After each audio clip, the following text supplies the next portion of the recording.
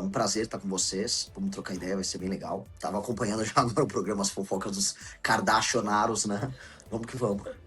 Eu quero começar por aí, viu? Porque é o seguinte, a gente estava analisando aqui mais cedo esses vídeos, né? Esses desabafos da ex-primeira-dama Michele Bolsonaro, fez ali críticas a Flávio Bolsonaro, depois recuou um pouco. Aí a gente mostrou também a fala do senador dizendo que está aberto ali ao diálogo, né? Eles, de certa forma, se pacificando. E aí, por que eu estou começando por aqui a nossa conversa, pré-candidato? Porque o senhor tem se destacado em algumas pesquisas, né? Em algumas delas, inclusive, entrando ali numa terceira posição, quando a gente isola ali Flávio Bolsonaro e o presidente Lula. Agora, a Michele Bolsonaro, a gente até falou mais cedo aqui de alguns elementos que estavam presentes naquele vídeo, fazendo possíveis acenos a partir de algumas simbologias ali, né, do vídeo, para o eleitorado evangélico, né, para aquele eleitorado com o qual ela conversa melhor, inclusive para as mulheres. Agora eu quero saber como é que o senhor pretende se aproximar, se é que pretende, desse eleitorado, por exemplo, né? A gente até falou mais cedo aqui de uma herança que fica, de um legado que fica do bolsonarismo para quem possa pegar, quem poderia talvez figurar como uma, entre aspas, terceira via. Esse é o caso, você está olhando para isso nesse sentido de tentar se aproximar, fazer acenos também para um eleitorado do qual Michele parece estar tentando? Vamos por partes. O eleitorado antipetista era o eleitorado antipetista antes do Bolsonaro existir. As pessoas votaram no Aécio, as pessoas votaram no Alckmin, as pessoas votaram no José Serra, as pessoas votaram no Fernando Henrique, ele venceu 2 eleições em primeiro turno. Não é que o Bolsonaro inventou um eleitor ou inventou um campo político, ele apenas se apropriou de uma coisa que já existia. E por uma parte desse eleitor, especialmente os mais velhos, houve uma paixão. Essas pessoas são apaixonadas pelos Bolsonaro. Tanto que, como a nossa colega aqui disse muito bem, vivem as fofocas. Ai, o Bolsonaro acordou com dor de barriga. Ai, a Michele chorou. Ai, não sei o que, ele comeu farofa e derrubou na roupa. As pessoas acompanham aquilo como se fosse uma novela nas redes sociais. É engraçado, é divertido e ajuda a fazer a manutenção, vamos dizer, da atenção do eleitor, só que é um fim em si mesmo, é igual assistir um reality show. Qual a utilidade do reality show? Te entreter, o tempo passa, mas nada acontece. E na política, o tempo não precisa passar, mas com certeza as coisas precisam acontecer. E o Flávio e a família Bolsonaro em nada fazem coisa acontecer porque eles são políticos muito inábeis. E o que essa história mostra? Ora, se essa família não consegue nem se administrar, se o patriarca da família, que é o Bolsonaro, que já é um homem muito limitado intelectualmente, não consegue, vamos dizer, colocar a sua esposa e o seu filho para conversar, e eles precisam lavar roupa suja em público, mostra que eles não têm capacidade de liderança, como nunca tiveram. Né? O Bolsonaro, querendo ou não, é um erro do destino que aconteceu pelas redes sociais. Ah, mas eles têm um eleitorado muito grande. Existe o antipetismo e existe o bolsonarismo. Todo bolsonarista é antipetista, mas nem todo antipetista é bolsonarista. Dentre os mais jovens, que eu já lidero, de acordo com a pesquisa Atlas, eu bato 40% no público de 16 a 24 anos. Não existe mais bolsonarismo. É como se fosse um reality show antigo. É como se fosse o Bambam do Big Brother, tá? Que não faz mais sentido para gerações mais novas. Então, é um produto velho. Dentre as pessoas mais velhas, eu tenho que separar quem vai ficar apaixonado pela família. E aí eu vou botar aí 15% do eleitorado, talvez até 20%. E o resto, quem é que vai fazer um voto pragmático contra o PT? Eu vou buscar quem vai fazer um voto pragmático contra o PT. Eu não estou buscando a atenção de vou dar um perfil demográfico. Um homem e uma mulher com mais de 65 anos que ficam colocando mãozinhas de oração quando o Bolsonaro aparece doente. Essa pessoa, ela vai ficar na frente do quartel com o Bolsonaro. Essa pessoa gostaria que o Bolsonaro tivesse, sei lá, dado um golpe para salvar a gente do comunismo, essas coisas. Tudo bem, ela fique lá com os Bolsonaro. Eu vou contar com essa pessoa no segundo turno. No primeiro turno, eu tenho que falar sobre problemas reais, sobre pessoas reais. Né? Existe, por exemplo, vocês estavam comentando agora há pouco sobre o aceno que o Bolsonaro quer dar às mulheres. Você não acena para uma mulher concreta falando do PL da misoginia. As mulheres concretas, elas estão preocupadas com creche para criança que tem uma merenda boa. Ela está preocupada com violência no meio da rua, violência física contra ela, contra a filha dela ou contra o filho dela. Ela está preocupada com renda concreta, porque além do custo de vida ter aumentado, um problema real que atinge as mulheres é boa parte das novas relações que existem entre homens e mulheres no Brasil não são formalizadas. Mas tem a moça que fica grávida, tem um filho, e o vagabundo do pai não paga pensão. Então esses são problemas concretos que não estão sendo abordados nessas discussões meio só para inglês ver, tipo, o PL da misoginia, acho que o cara foi misógino no ambiente. Cara, isso não tá sendo discutido por as mulheres do Brasil, mais pobres, humildes. E eu tô rodando, quando eu tô lá no Maranhão, elas estão discutindo esses temas que eu levantei. E elas não estão discutindo essa fingição desculpa, a fingição eleitoral que os caras de direita estão fazendo para conquistar de maneira falsa o voto feminino. Maria? Oi, vocês me ouvem? Eu não sei se vocês me ouvem, eu tô meio travada aqui a imagem pra mim, mas eu vou Te perguntar ouvindo mesmo e assim. vendo super Boa bem. tarde, bom dia. Tá bom. Bom dia, Renan, um prazer estar aqui com você. A minha pergunta tem a ver também com isso, né? Eu entendo que você tem um posicionamento mais pragmático. Agora, ouvindo a sua fala, entendo que é um posicionamento mais pragmático. Como é que você acha que você consegue ter uma capilaridade, né? Sei também, como você também disse, os jovens, né? Como vocês são populares com os jovens. Mas com esse posicionamento mais pragmático, como é que você consegue ter uma adesão num país altamente polarizado, onde a emoção tem regido muito o voto aqui do brasileiro? Então, como é que você vai adentrar, furar bolhas, né? Furar essas bolhas com esse discurso mais pragmático? E se você se insere ali, por exemplo, no campo da direita, como é que você se insere também nisso? Porque eu frequento muito o campo da direita e ainda vejo que as pessoas torcem muito o nariz lá pro próprio Partido Missão. Então, como é que você enxerga tudo isso? Ué, uma pessoa no campo da direita que é bolsonarista, eu não estou atrás do voto dela. Simplesmente, essa pessoa com esse perfil que ela vai até o fim com os Bolsonaro, ela não precisa votar em mim. Ela vai votar em mim no segundo turno. No primeiro turno, existem milhões de outros brasileiros. A questão para mim eu não acredito no termo polarização. Esse foi um termo que a imprensa cunhou para falar que existem dois extremos. Eu não acho que o Lula nem o Flávio Bolsonaro são extremistas. Acho que eles são de centro.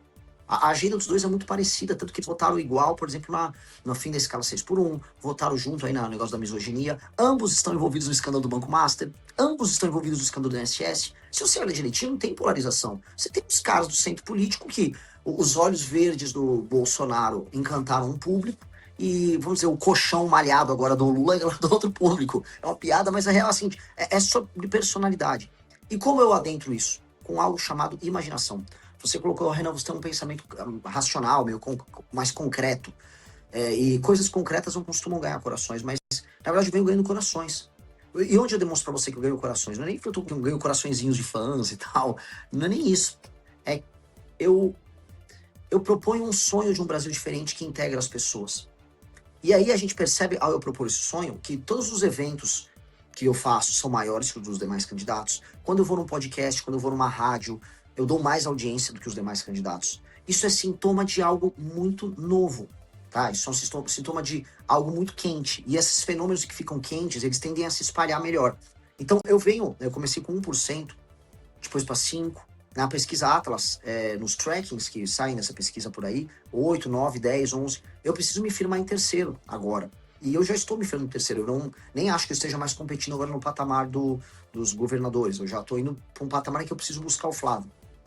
E nesse jogo, nesse desenho que eu coloco para você, sonhar e propor uma imaginação do o que é um Brasil sem favela, o que é um Brasil em que o Nordeste é desenvolvido, o que é um Brasil em que a bandidagem será destroçada, o que é um Brasil que vai saber utilizar suas terras raras como um instrumento real para enriquecer as pessoas. E eu falar dessas propostas, eu ir viajar ao Brasil profundo, eu ir pro Pará de carro, eu ir pro Maranhão de carro, eu ir pro Rio Grande do Norte, no interior, no sertão árido de carro, nenhum deles está fazendo. E aí as pessoas passam a viver do sonho comigo. E sonho é sobre emoção também.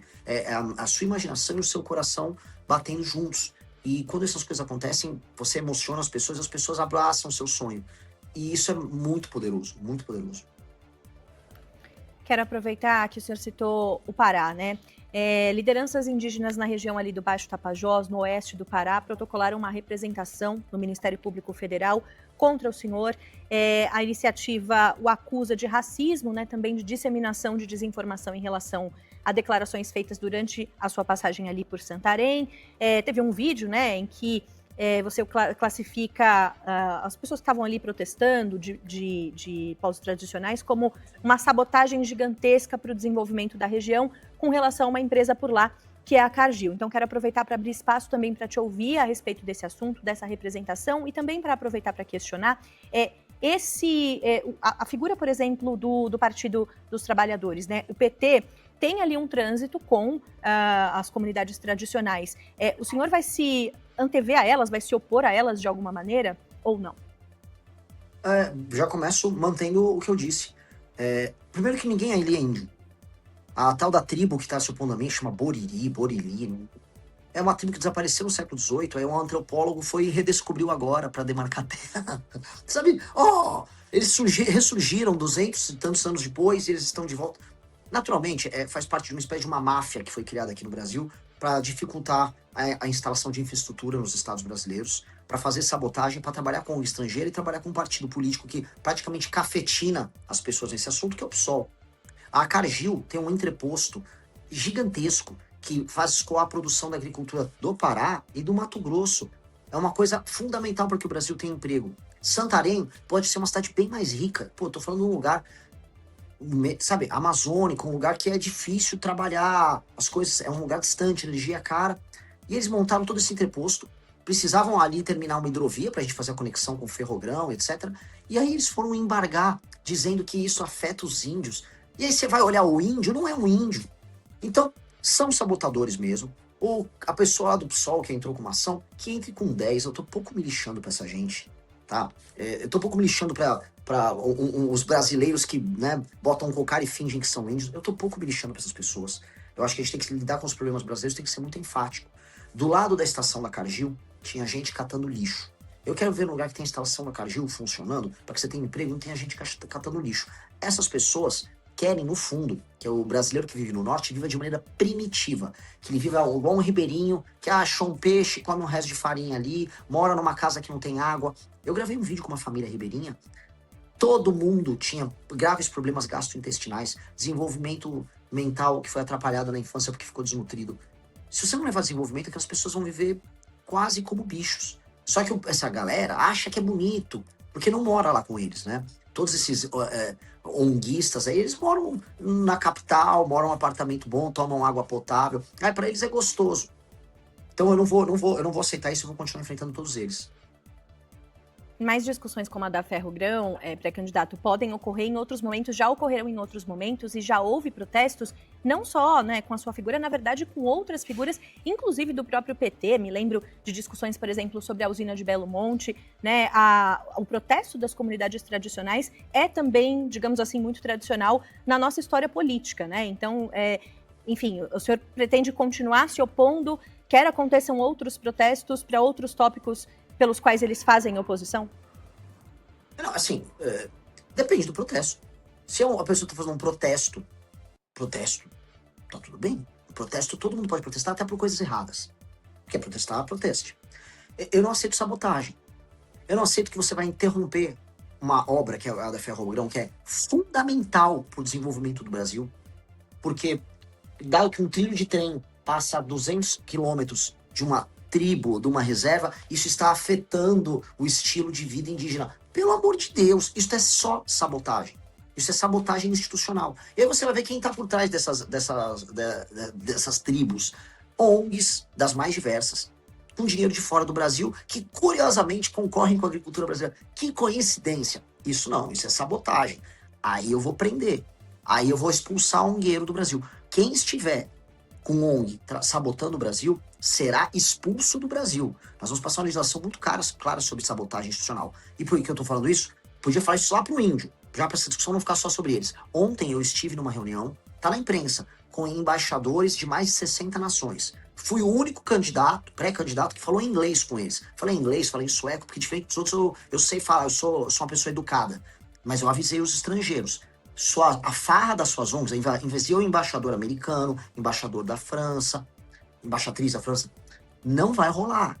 Não vai rolar. Suas ONGs que nos sabotam, eu vou botar eles pra fora ou eles vão ter que se comportar. Que isso é sabotagem ao nosso país. Imagina, na Inglaterra você vai construir uma ferrovia, vai construir uma obra de infraestrutura, constrói. No Brasil eu não posso. Eu não vou aceitar isso.